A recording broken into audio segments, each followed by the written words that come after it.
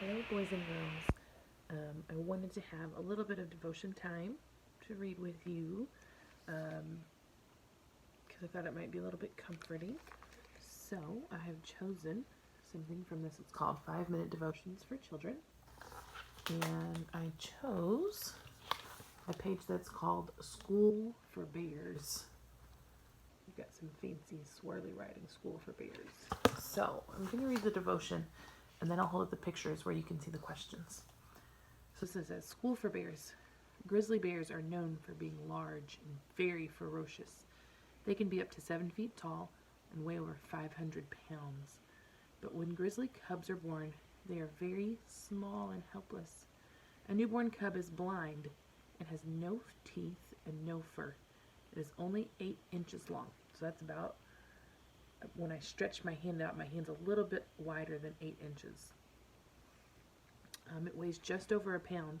It's about the size of a big banana. But cubs grow fast. By the time the grizzly cub is a few months old, its mother is already teaching it many things. She shows her cubs how to find berries, roots, and nuts. She also teaches the cubs how to catch fish. Grizzlies like to stand beside a stream and scoop salmon out of the water with their big paws. The little cubs must practice many times before they catch their first fish. The mother teaches them to hunt, fish, and protect themselves from danger.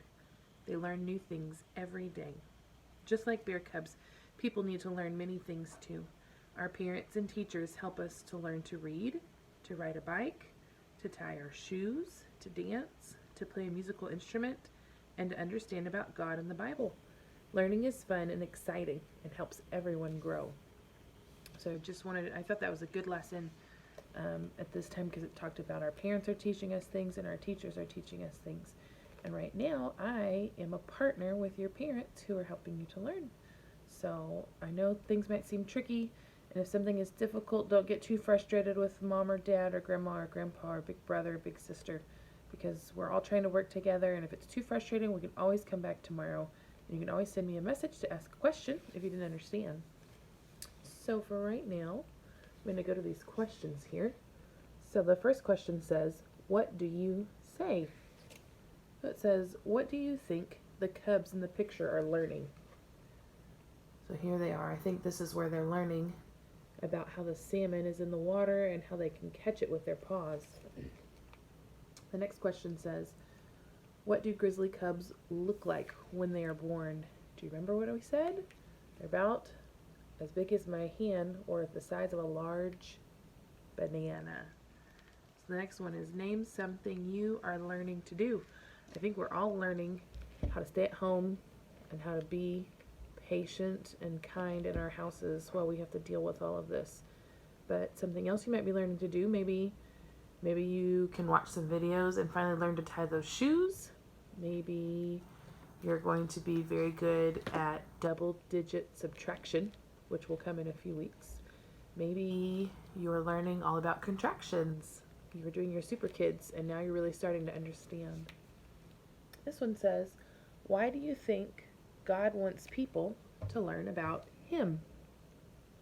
What makes you think that God would want people to learn about Him? I think God wants everybody to know how loving He is and that He created us so that we could live our lives like He does. And I think it's a very good thing for us to try to still reach out to others. Maybe you see some neighbors walking and you're trying to keep your distance and you're walking too.